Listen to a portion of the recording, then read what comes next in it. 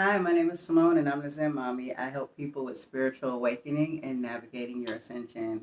If you're new to my channel, hit subscribe and the bell button. It'll notify you of my next video. And, be sure to like the video if you like it. Today I want to talk about raising a child through an awakening and ascension. I've had this question for quite some time. And the truth is, I'm still learning. My child is a toddler, and I have an older daughter. But when my awakening started, she was kind of going through it at the same time. But right now, like grade school age, my child is 3, and I'm raising him. And I guess that's why it's taken me a while because I'm figuring this out myself. But some things that I've learned, I'm going to share with you today. Okay, so one thing it was hard for me to accept when raising your child is, we as parents, we have this very powerful attachment to our children. We have aspirations for them. We want to teach them stuff. A lot of times parents, they want to put their beliefs and their aspirations and what they think their expectations for the child. And so one of the things that was hard for me is to let go of that kind of attachment, because I feel like my kids are my life. They're everything to me. But you have to, when going on this ascension journey, this ascension to spirit, to source, to becoming who you truly are, the creator God, the God that you are, you have to not hold this attachment to the child. Now, I'm not saying don't love your child, don't be there for your child. You have to understand the agreement that you and your child made coming into here is you did agree to be their parent, to be their guide into this experience, to help them. Because when a child first comes here, they don't have no memory, they can't eat. They can't eat on their own. Someone needs to care for them, guide them, and kind of show them, the world, But you have to understand that the parent-child relationship is a co-creator experience, okay? You have to look at your child and you have to understand that your child, that is not really like outside of this creation, it's not your child. That is your child is, you have to think of it, your child is a God. Your child is their own creator God. Your child made decisions just like you did to come incarnate into this life. And your child also has its all his or her own life. Let's see, their own, I want to say life plan, but their own purpose, their own reasons why they wanted to experience this creation. And you have to understand, like, when they come into this, you have to raise them in a way where you're not, you really want to think of it this way, right? Think about how you was raised if you didn't have an awakening family. And you think about not even just you, just watch everybody else, the kind of parent pressure that parents put on kids, the pressure to get a certain type of job, all of these rules, all of these restrictions sometimes. And then, the child, or even like forcing like religion on the child and stuff like that. These are things that, like, we have to like back off on our attachment and understand they're creators. They're creating an experience as well. So one thing about the children coming in is you want to hone who they truly are. You want to teach them. So because we come here with no memory, you want to always keep it, you want to teach them who they truly are, that, that they're gods, they're creators, they're manifestors. And like, when you really think about it, a child can manifest better than anybody. And the reason why is, okay, so when the child first makes the journey from into the womb and outside of the womb, when they first are born, they know exactly who they are. Okay, they know who they are. At the moment of birth, they are split into two. Okay, the non-physical and the physical. And so we may say the non-physical is the higher self, the spirit, the source energy. And so now they have the physical self and then the physical self. So at first, when they're first born, they're well aware of who they are, but they have this duality into them. And when a child is first held by the parents, the child feels a little bit uncomfortable because they can completely pick up your worries, your fears, they can pick up your concerns from them, where they can feel all that energy. Talk about being empathic. So imagine knowing who you are and then all of a sudden having this dual thing. Now you can't talk and stuff, but you're definitely well aware of everything going on. And so I remember once, I could feel that when Storm was born. I was going through quite a toxic situation, with my ex, and I was in a lot of pain, and I would be like in a very bad vibration sometimes. And I remember once I wasn't feeling great, and I tried to hold him, and he wouldn't stop screaming. He wanted to be put down, and so that's when I really understood that. Hold on. That's when I really understood that, this child, they're more knowledgeable and perceptive than we are. See, it's really through programming that they begin to forget. So as the child grows, what you want to do is you want to cultivate their creative side. They're naturally creative. They can sit up here and play with little to nothing and use their imagination and have an amazing time. They are so in tune with their self and their spirit, and they can probably see and communicate with other dimensional beings. I remember one time, no, maybe I'll share that story later, but so what you want to do is you want to cultivate that, and you want to think about your belief systems and stuff, and you don't want to be too harsh on them, about like you want to cultivate them expressing themselves, them finding what they want to do and what they love. Like when a lot of parents go, "Oh, you need to be a doctor, you need to do something to make money." No, if they want to be an artist, you cultivate that, because the people who think that, oh, we should have to choose paths that make more money, or people who are going based off ego thinking. They're thinking, because past data shows that, in history, that you make more money doing these type of jobs and doing artistic type of jobs, then you don't allow your mind to be open up to the limited possibilities that the universe has to you. But if you just encourage them to be who they are and what they want to be, they will blossom into something very beautiful. They can become an artist and make more money than a doctor, but you have to believe it and cultivate it. And so another thing with children is they tend to pick up on our fears, whether we talk about it or not. So a fear like, let's just say, I have a very good example. One time, me and my son, we went to the park. He was about 2 years old, and I met, we had a play date with a friend of mine. And so it was our first play date with me and this lady just met. It was our first play date, and their little boy was the same age as Storm. I think they were probably like 1.5, probably almost 2. They weren't quite 2 yet.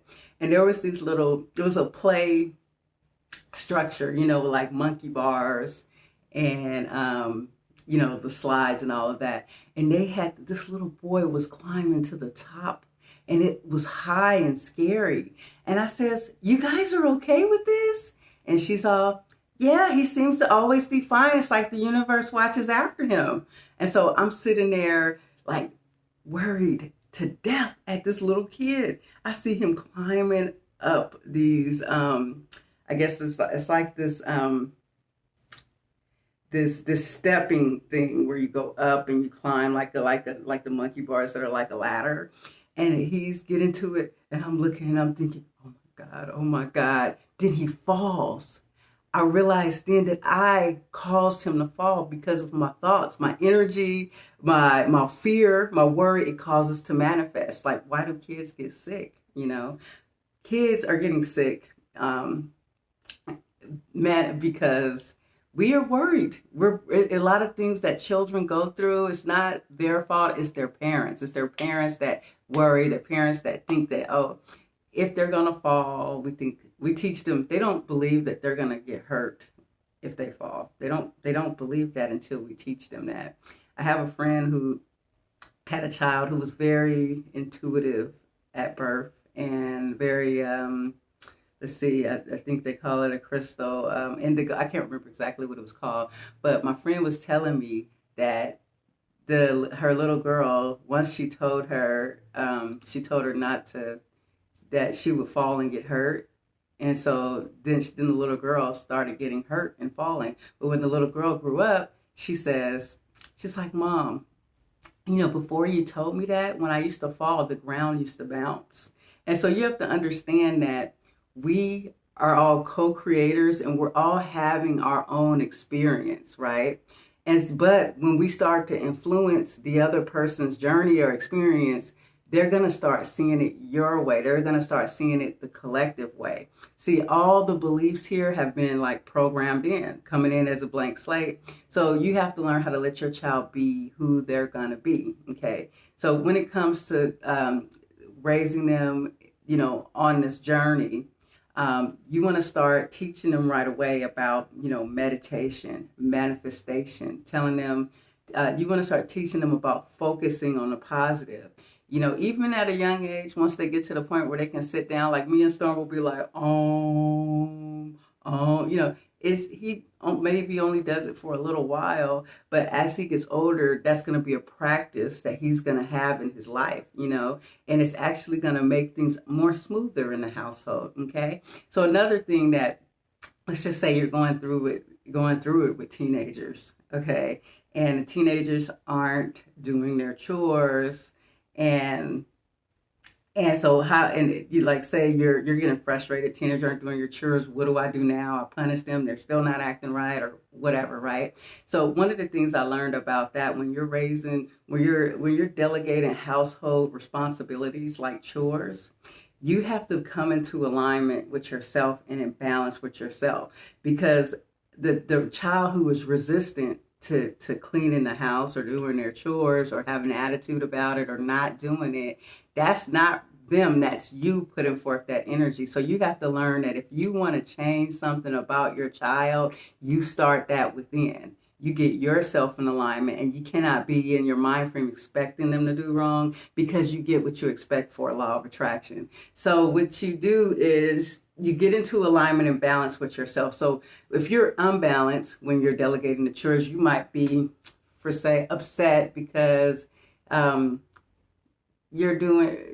might be upset because you feel like you're doing more than your fair share of the work in the house, that you're doing the rest of the work. Or you might be frustrated because the house chores are not getting done to your liking. So one of the things that you want to do, you want to change that from the inside by balancing with yourself, coming to an alignment, and sitting down, calming yourself, meditation, not have any anger or anything behind it when delegating this kind of work. So like always, like with every problem that you have with a person outside of you, always handle it inside you. You can always try to fix a problem, but wouldn't you rather start at a better place where there is no problem? And you do that by going within and getting yourself in alignment, balancing, meditation, and you try to send positive energy to the people you want to change. You want to visualize them doing it, like you want to visualize your child doing his homework, doing the housework, doing a good job. And you want to send all positivity out, just like with any law of attraction thing I've taught on my channel. The more you have the lack or the negative vibration, then you're going to get that. So you have to understand your children are a reflection of you, and everything actually it reflects you in some way. So the whole key to having a smoother journey is to keep yourself aligned and grounded. And so what other tips about raising a child during awakening that I want to throw into this video? Okay, so for the children that are the younger children, right now, because of this mass awakening and the shift in consciousness, the children that are born now are what they call prism children or crystal children. These children are born highly awake. They don't have the amnesia that we have.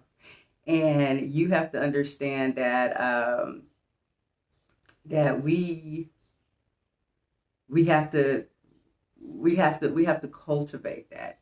They're going to be highly empathic. They're going to pick up on you right away. Like, there's times when I get hurt or I'm sad and I don't even show it in my face, and my son will be like he can tell when I'm hurting and I'm sad or anything it's wrong. So you have to understand they're highly empathic.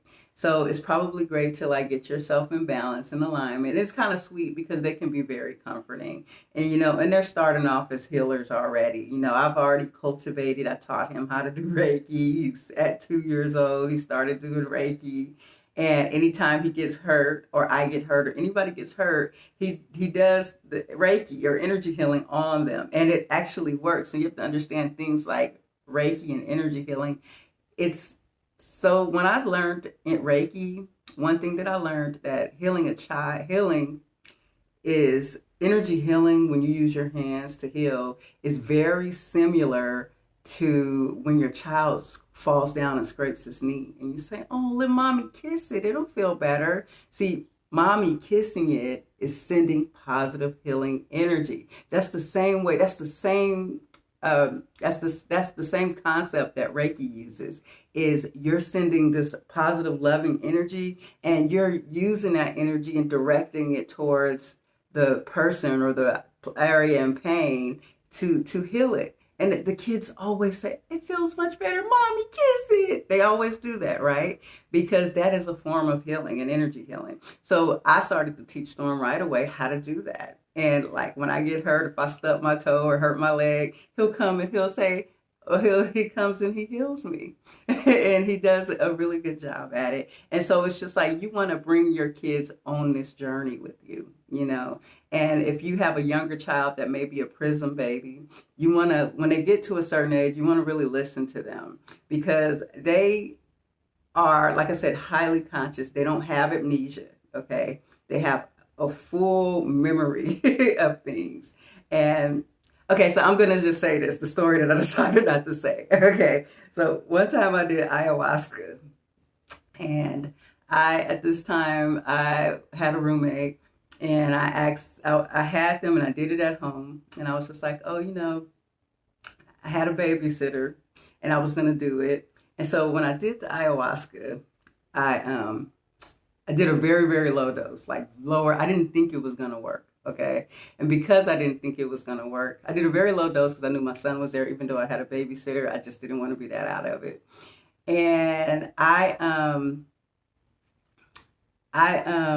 so I thought it wasn't even going to work. So I ate some spaghetti and then I started to feel it. It worked. It felt just as strong as taking a full dose. And then I just got really, really nauseous. So I got in the bathroom when it was kicking in, I was like, let me hurry up and throw this up, right? And I couldn't. And the next thing you know, like everything like started to shift when it started to work, right? My son came to the bathroom door and knocked on it. And like, so I was in the phase where I was feeling stuck and I couldn't move. And my son came to the door, he knocked on it and got me out of there. And once I got out, I went into the bedroom. And I was just like, I'm just going to lay down. So I sat on the bed. And as I laid back, by the time my head hit the pillow, I was in another dimension. And like, it was like the walls, all of reality melted and unfolded around me. And everything was gone. And it was just like, it was gone. Like I was no longer in this dimension. And I look up and my son runs up to me. And he's telepathically saying, I can't believe you're here. Like you made it. And I was like, what? Me and him played for, like, I physically, like, it wasn't like an out of body. It was like it was like my physical body went. And his physical body joined me. And we played for hours. We was flying and having fun and having this whole experience. And he started to show me that, you know what, it is important to listen to our children, especially the children who are awake, who are born with this higher level of consciousness, because they're gonna have the key to go into 5D, I guess. And I wasn't so sure, and I used to always tell me the prism children will take the parents to 5D. And she's like, you just got to listen to them when they get a little bit older. But then I saw why. Because you know why the child is closer to source is because they have let go of they don't have any resistance. When they create, they can create. They can go out of body. They can go to other dimensions. And I started to see all he showed me is just play and have fun. We're here. Relax. Be you. And I saw that this was the way. Like, this is like the way is to release the resistance, enjoy, accept.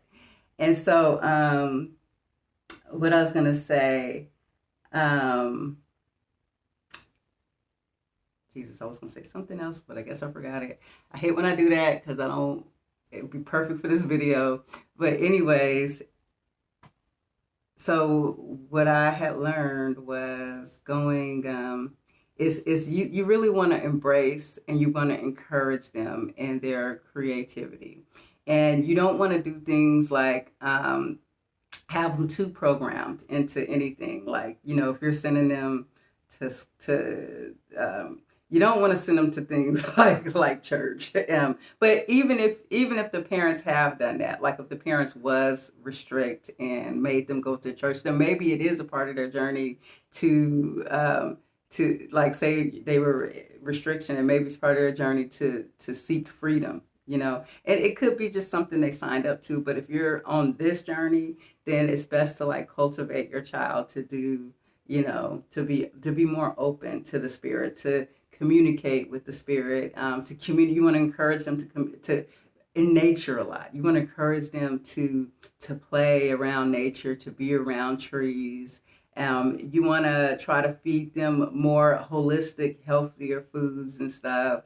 They're definitely higher vibrational. And, for the time period that we're in and the shift in consciousness, now, like I said, the children are not going to be the way they used to be now. They're highly empathic. They're highly sensitive. They're highly intuitive. They're highly psychic. And let's see, did I cover everything? That was an amazing experience I had that he showed up to, and it really taught me a lot. I couldn't believe it, and I don't even know if you believe it if I tell you it, but I swear to myself that, that I went to another dimension and he joined me, and it was unbelievable. What I was going to say,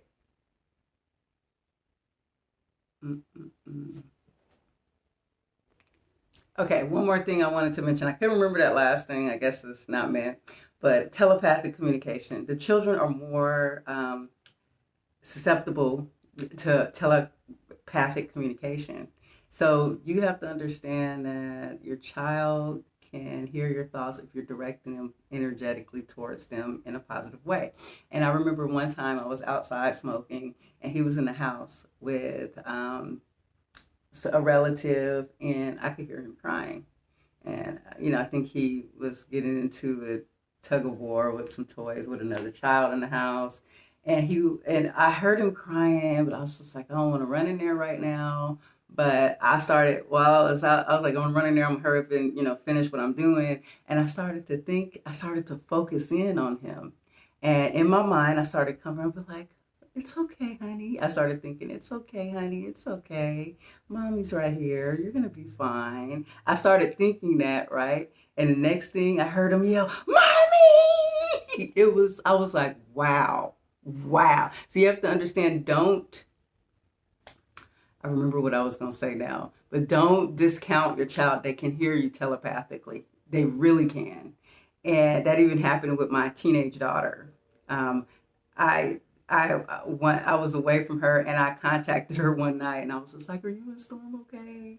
And I heard her say, "We're fine, Mom." Then she said she heard me say it and said, "We're fine, Mom," but she wasn't sure if she was really hearing me, and I wasn't sure if I was really hearing her or it made up. But what I wanted to say, and now I remember, is when I was a child, one thing that came back, I actually don't remember this. I started remembering this a couple of years ago. When I was a child, I used to go out of body, and I used to go to other dimensions when I was a child, and all of us have, but we have forgotten our programming, everything like that. But one day I was meditating, it came back to me, and I remember I had left dimension, and I was this ball of fire, and I was just this beautiful, glowing, and energy ball of fire. And it felt like bliss and perfectness and love and peace and joy.